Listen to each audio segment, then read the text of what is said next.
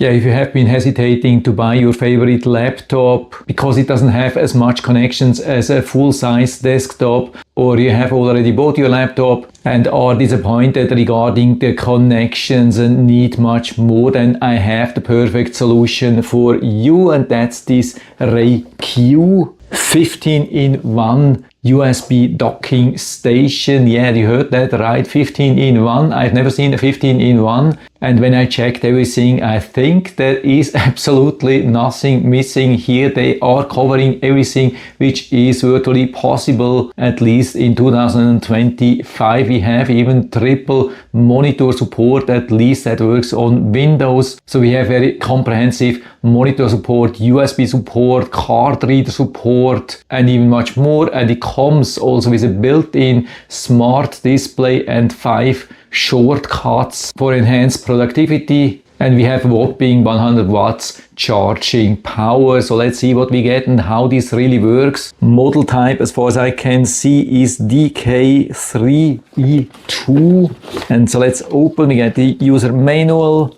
and that's the device nicely protected, and watch how nice and beautiful this thing is. Absolutely amazing, solid build quality, nice soft rubber foot for a really solid stand. And so we have the shortcuts here on top, the display here in the front, already some ports and the reader, and most of the ports here of course in the back, and here the USB-C cable. And so here again we have this beautiful device with the removed stickers and 5 buttons we can finally see here on top. So I put it here and put the cable in the back, removing the protection, and connect it here on the side in the back on the main USB-C port. Got the quick confirmation, but of course we don't have anything plugged in, so there's nothing really visible. Now connecting the power here from this external 100 watts PD charger here on the side. So we can see nice charge here, 75 watts, which gets into this device and then passed through into this laptop. So it's nicely charging here.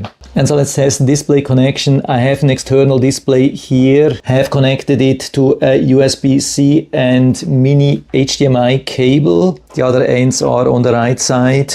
Of course, first we need power, so I plug it in. Doesn't have to be high power, so we can use USB 2.0, that's enough. We have already confirmation that we have power, and then we are using HDMI here. Just plug it in. And now I have the choice what I want. We can use it as a second screen, extended screen, duplicate screen, or PC screen only. Extended, of course, most tempting. And so now we can see the extended screen. By the way, I had to use the HDMI down here. Probably when you have just one, you have to start here. And when you have 2, you can fill this one here, but not use just one up here. Maybe it was just here in this situation, I don't know, but with the lower HDMI port it definitely worked. And now we can also see how this nicely works with these 5 buttons here on top. For example, I can hit this display button here, and then this menu pops up here automatically without any additional software, nothing to install. So I can hit, for example, PC screen only. You can see the screen has turned off. When I can use duplicate, yeah, definitely same thing, left and right. We can change to extend. Of course, left, right is wrong here,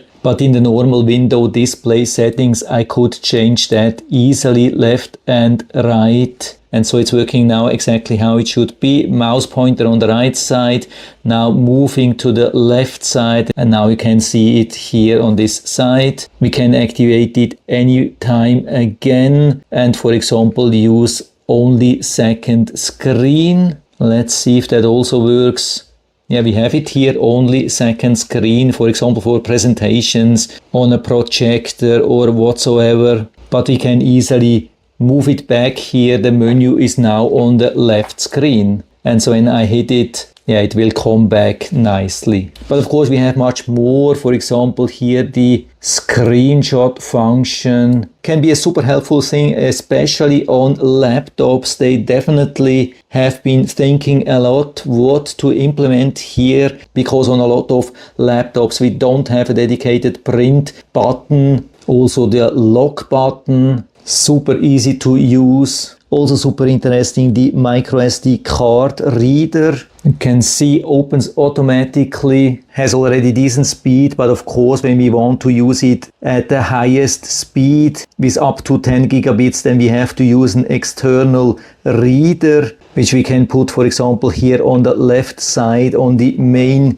USB-C port. Here we have up to 10 gigabits. On the right side there would be 5 gigabits. By the way, in the back we have more USB 3.2 ports up to 5 gigabits and the additional USB 2 ports. There's also an audio port here for headphones, and here on the right side Ethernet can be super helpful for laptops. Usually laptops don't have Ethernet. Here also DP ports, so we have in total 3 display ports. Of course I can't test all the ports, all the readers, everything here, that would take too much time, but I wanted to show you the speed here of the microSD card reader. That's something which a lot of people are using, and so I've done a test here directly in the microSD card reader of this laptop, and so you can see the result here on the left side. I had a maximum of 94 megabytes reading, 81 megabytes writing, but here with this RayCue 15-in-1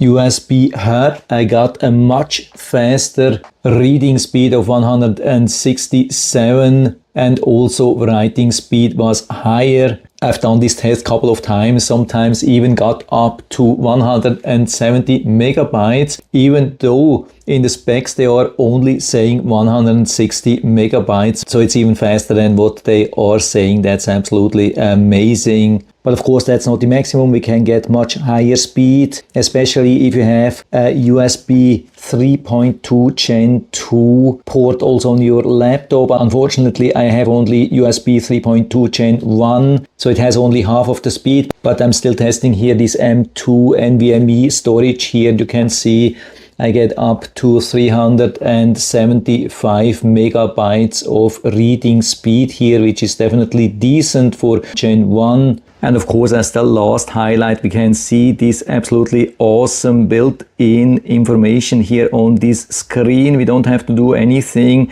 I think we can force the change, but it is cycling through all the information here anyway. So we can see what we have here inside. We can see the voltage, we can see the amps flowing, absolutely perfect. We can see brand name, size of the screen, resolution of the screen, the ports which are used currently. Yeah, it's absolutely amazing, this really nice information what we get here additionally. Yeah, there's no doubt about that. This is the most advanced USB hub I've ever tested by far, and also the most beautiful one, super compact, powerful, everything. I almost forgot if you can use the USB port here for the display. I've tried this here but didn't work. I've tried it on both of the ports. It has definitely power. Also, I think here on both of the ports we definitely have power, but there's no support for display. I mean,